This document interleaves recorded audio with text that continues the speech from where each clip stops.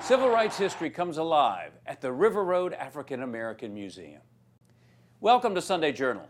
I'm John Pastorek, reporting today from Donaldsonville, and a special place that documents the triumph and the tragedy of civil rights struggles in Louisiana.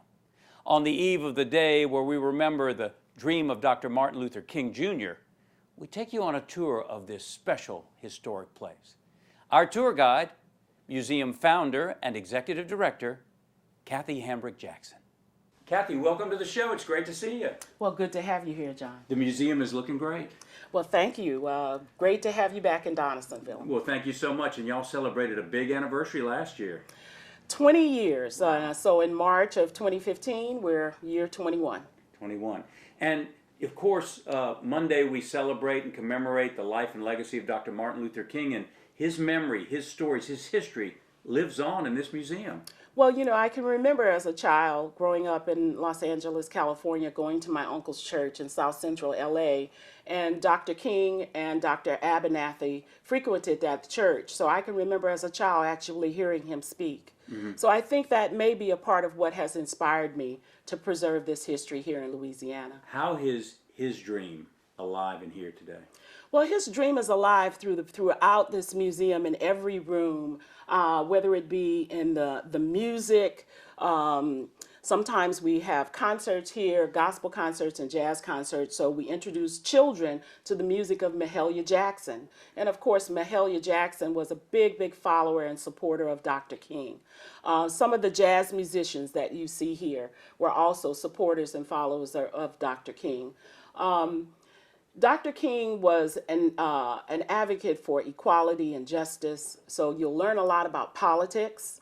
You'll learn a lot about the benevolent organizations, and of course a lot about the history of the antebellum South during the time of slavery and emancipation. Over the last 20 years and looking ahead 20 years, what is your mission? What do you try to do here at the museum? Well, our mission as of our 20th year anniversary is going to be primarily focused on education. I think for the first 20 years we were seen as a tourist attraction, being in the tourism corridor. But now we're looking to move more towards STEM education, science, technology, engineering, and math. How do you teach history and music using science, technology, engineering, and math? So that's a part of what our programming will do in the future here at the River Road African American Museum. And you get visitors from all over the place, all over the country, even all over the world. Yes, just last week we had visitors from the UK and the Netherlands. On any given day, we could have visitors from Australia to Canada. Mm-hmm. So, what do they tell you? Why do they come? Well, the visitors that come from around the world, they are here in Louisiana to learn about our history and culture, and they find us on the internet, and they have no problem coming to a historic town like Donaldsonville to learn about the history of African Americans. This museum is unique in that we focus on local history. And we feel that it's very important for young people to learn local history. A lot of times we learn world history, we learn state history, we learn the history of the United States, but young people in this community have no idea whether there's someone right in their own family who might have participated in the civil rights movement. Well, every exhibit that you have here teaches many history lessons, so why don't you give us a tour? Well, yes. Well, since we're here at the Rural Roots of Jazz exhibit, I'd like to point out one of the most famous musicians in this room, and his name is Joe King Oliver. And here's a picture of Joe Oliver with a young Louis Armstrong. Wow. Joe Oliver was Louis Armstrong's mentor, and in 1924, Joe Oliver sent a letter to Donaldsonville to a man named Mr. Percy Gibson, actually recruiting musicians to go play in Chicago in 1924. So he was on a recruiting trip. And I think he says that he's offering them, what, $20 a week, to come to Chicago and play with his band. You have some famous instruments in this exhibit. Tell us about this. This is an accordion that was donated to us by Alvin Aubert, and his family. And this was his father's accordion, and Mr. Aubert is from Vacherie, Louisiana. So many people think of Lafayette and Opelousas as being accordion country because of Zydeco music, but here's an accordion from right down the river in St. James Parish. And behind you, like a wall of fame, huh? Wall of Fame. If you've ever been to Preservation Hall in New Orleans, I'd say about 30 years ago, this man, Worthier Showboy Thomas, was from Napoleonville. And the instruments that you see here were donated by the Stewart family in Gonzales, his nephews. And also we have the banjo player here is Emmanuel Sales, born in Donaldsonville in 1885. One of the most prominent doctors on this wall is Dr. John H. Laurie. And Dr. Laurie's name was actually on the cornerstone of the Temple Theater there in Baton Rouge. He was a member of the Odd Fellows group called the Grand General Independent Order of Brothers and Sisters of Love and Charity. He was born on a plantation in 1869 and became a doctor here in Donaldsonville, practiced as a doctor for over 50 years. The school here in Donaldsonville, Laurie Middle School, is named after Dr. Laurie. You can also see in this picture at Laurie High School, Mary McLeod Bethune, who was an ambassador under Eleanor Roosevelt.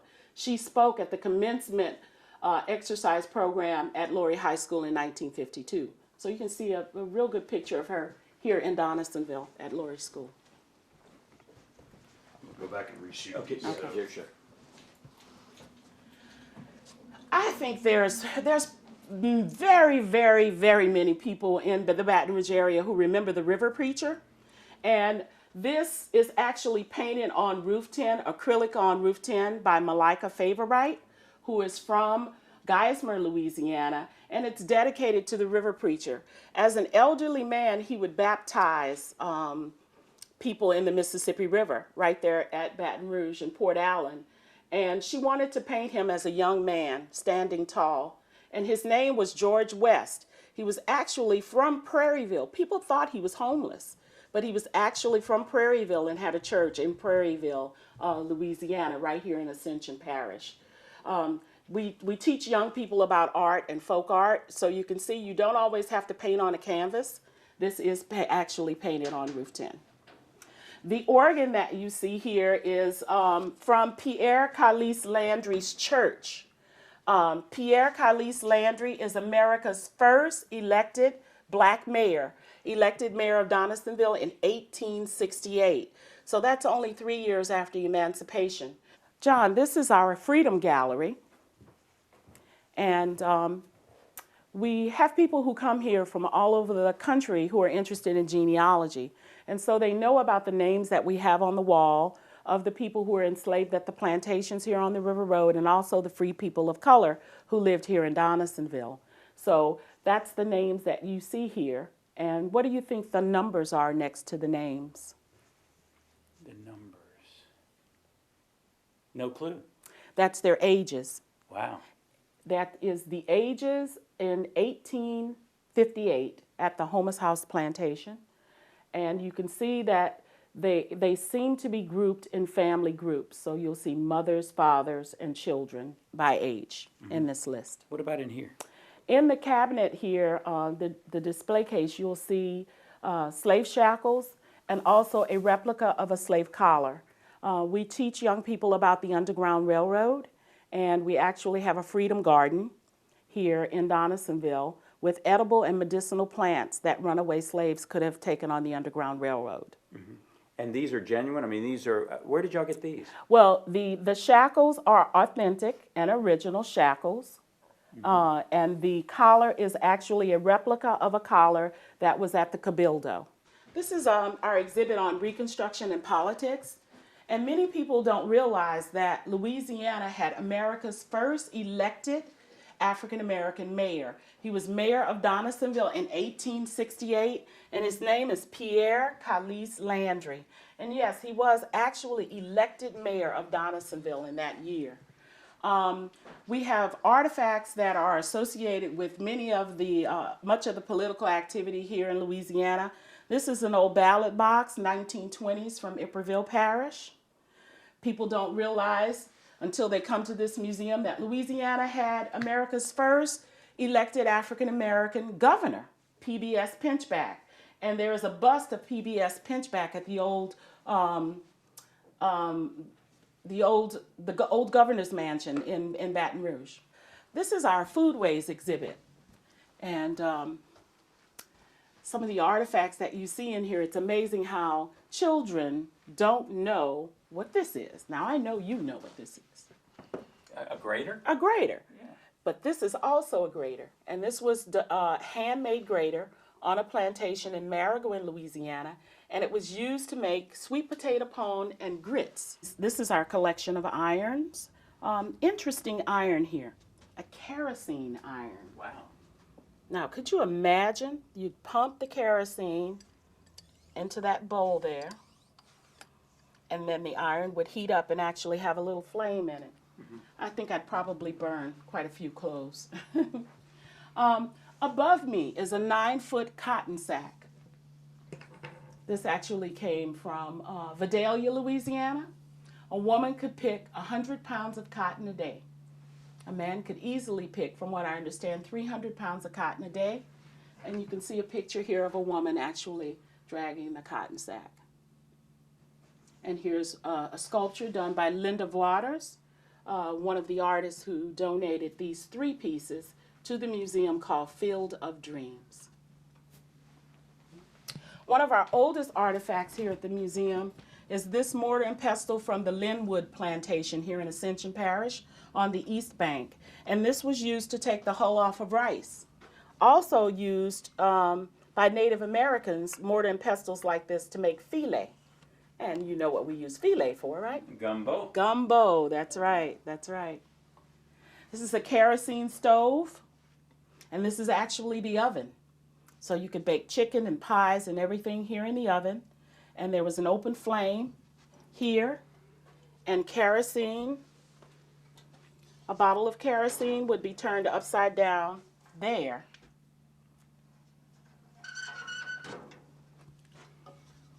Kerosene stove. What are the biggest African influences on Louisiana cuisine? Of course, gumbo. Gumbo. Here's okra. We're saving these okra pods for seeds for our Freedom Garden. The West African word for okra is gumbo, or Kian gumbo. So when we say okra gumbo, we're actually saying gumbo gumbo. What's your favorite type of gumbo? My favorite type of gumbo is seafood gumbo with okra in it.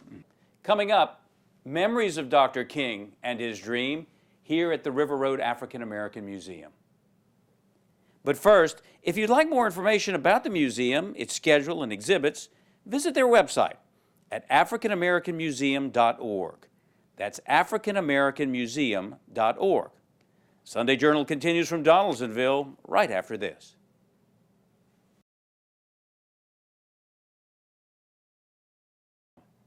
Welcome back to Sunday Journal. I'm John Pastorek. This morning we're in Donaldsonville at the River Road African American Museum. And we continue our conversation with museum founder and executive director, Kathe Hambrick Jackson. Memories of Dr. King, your memories, memories of special artifacts and pictures. How is Dr. King here? Well, his history comes alive here at the River Road African American Museum when children walk through these doors. Children of all ages come in this museum and they look around and they just want to know, where do you get all of this information? Elderly people come here and they are just so happy to see that there is a place that holds their memories, a place where they can bring their grandchildren, a place where teachers can bring students and can remember American history. And some of it is not always positive, or some of it may be painful to remember. But without remembering the pain, we can never get to understand the joy that we see sometimes in our grandparents' eyes. And I think that Dr. King left a legacy here that all Americans should remember and that we should never, never forget, and we should always strive to teach our children about equality and justice that he sacrificed his life for, and that many of our grandparents sacrificed their lives for also. There are also memories of Dr. King here, your memories as well as memories from pictures and artifacts. Talk about some of the memories of Dr. King here at the museum. Well, during the King holiday, I will oftentimes pull out a magazine, and this is the 40-year anniversary issue of Life magazine. And my father is actually in a photograph with Dr. King. He was a delegate from St. Tammany Parish with the SCLC, Southern Christian Leadership Conference, and my father is there holding his camera in this shot of the prayer pilgrimage in May of 1957, which was the precursor to the March on Washington. So young people can't believe that there's actually someone here in Louisiana who has a relative that actually marched with Dr. King or knew Dr. King. My uncle in California was the West Coast president of SCLC. So I can remember as a little girl actually sitting at the Victory Baptist Church in Los Angeles, hearing Mahalia Jackson sing and hearing Dr. King and Reverend Abernathy speak there at that church when I was a little girl. What do you remember about what Dr. King said? I know you were a little girl, but do you remember what he said, what he preached on? I can remember, you know, the thing I remember most is the excitement in the church and in my home, knowing that Dr. King was coming to town. I was so young that unfortunately I can't remember any of his words specifically, but to know that a man who was so young, he was 39 years old when he died, which is really young, to know that a man so young would sacrifice his life teaching nonviolence, social change through nonviolence. I remember the social change through nonviolence. How could you be so courageous? The courage of a man that young. And I wish that the message could be to young people, stop the violence.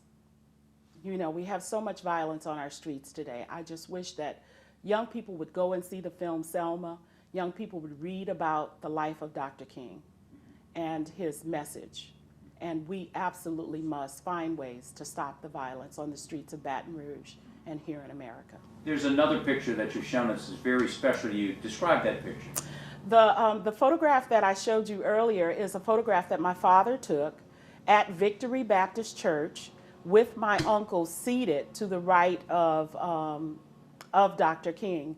My father was a photographer, as you saw in the picture at the prayer pilgrimage, and we have several photographs of Dr. King with my uncle, Reverend Arthur Atlas Peters, who was from Louisiana, actually. Coming up, the dream lives on. That and more as we continue. But first, if you'd like more information about the museum, visit their website at africanamericanmuseum.org. We'll be right back.